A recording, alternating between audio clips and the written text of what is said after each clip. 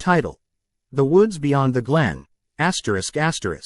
In a small town nestled between the rocky hills of Appalachia called Willow Creek, tales of strange creatures whispered through the sapling forests like the wind.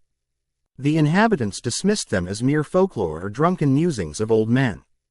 But for young Clara Miller, those age-old stories were woven into the fabric of her family's legacy. Clara had always listened to her grandmother's tales about a creature known as the Wendigo, a gaunt, chilling figure that roamed the woods, and whose insatiable hunger drove it to madness. With snow often blanketing the glen in winter, the village had long since been warned about venturing into the woods alone, especially at dusk. Despite her grandmother's warnings, Clara felt drawn to the forest. An inexplicable pull compelled her to explore despite the stories that painted a gruesome picture of lurking horrors. She often escaped to sketch the vibrant foliage or watch the swaths of deer grazing peacefully just at the forest's edge. One evening in late autumn, with the sun dipping below the treetops and a chill biting at her skin, she wandered deeper into the woods than she ever had before. As Clara journeyed onward, the daylight started to fade, replaced by shadows that twisted and contorted among the trees like dancers in a macabre ballet. She stumbled upon a thick cluster of pines, their trunks blackened as if charred by flames. The air hung thick with the scent of decay, swirling around her like a suffocating fog. Flickers of movement caught her eye in the periphery, but each time she turned to look, it would vanish into the oppressive dark. "Just the wind," she whispered to herself, though a primal fear began to gnaw at her core.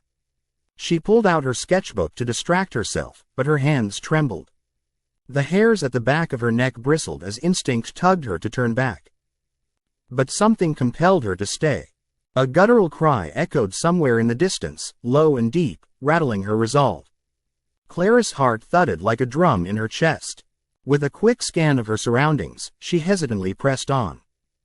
The woods grew denser, each branch like skeletal fingers trying to grasp her and pull her under. Shadows danced menacingly on the trees, but one shadow, distinct and unnaturally large, caught her eye. It stood rigid in the shadows, a featureless form just at the edge of her vision. "Hello?" she called, voice wavering. The figure shifted, but no words came back, only the wind wrapped her in its icy breath. The figure advanced slightly closer, the scent of rot thickening in the air, sharpening into something sharp and predatory. Then, it lunged. Clara darted down a narrow path strewn with fallen leaves, the echo of gnashing jaws hot on her heels. She glanced over her shoulder and caught a glimpse of the creature. It was a skeletal horror draped in deep winter gray, part man and part beast, with elongated limbs that slouched grotesquely. Its eyes, sunken and hollow, blazed like embers against the dark. Fear propelled her faster, and she burst through the underbrush back into a clearing. Moonlight washed over her, illuminating a small, crumbling stone altar at the center. Around it lay bones, white and brittle, remnants of what she could only imagine had once been devoured in the dark. The sight sent primal instincts coursing through her veins. Clara stumbled back, her breath hitching in her throat as the Wendigo appeared from the shadows, eyes fixated on her with unfathomable hunger. Its skeletal frame loomed closer, opening its mouth wide, revealing jagged teeth, a hungry specter ready to consume her spirit. With one last desperate cry, Clara turned abruptly, adrenaline rushing through her, flooding her feet as she sprinted once more into the woods.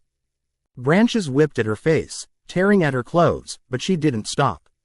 She dared not look back, fearing what she might see. In her frantic flight, the cries of the Wendigo echoed around her, creating a haunting symphony that merged with the rustling leaves and howling wind. Out of breath, Clara stumbled through a familiar path, finally bursting into the main road leading into town. The night air was thick and heavy, the comforting lights of Willow Creek visible in the distance. She stumbled into the village, grasping her chest as if it might explode. But as she collapsed onto the dirt path, one glance backward revealed the forest, quiet once more, with only a gentle rustle of leaves to mark the end of her ordeal. Clara never spoke of that night, but the tales of the Wendigo echoed through her mind with every crunch of dried leaves beneath her feet. The small town of Willow Creek would continue to whisper of its horrors, and she would carry the memory of that wicked hunger in her heart forever, a silent acknowledgement of the darkness that dwelled just beyond the edge of the glen. And sometimes, when the wind howled just right, she could almost hear its chilling whisper echo back through the trees. You can run, but you can never escape the hunger.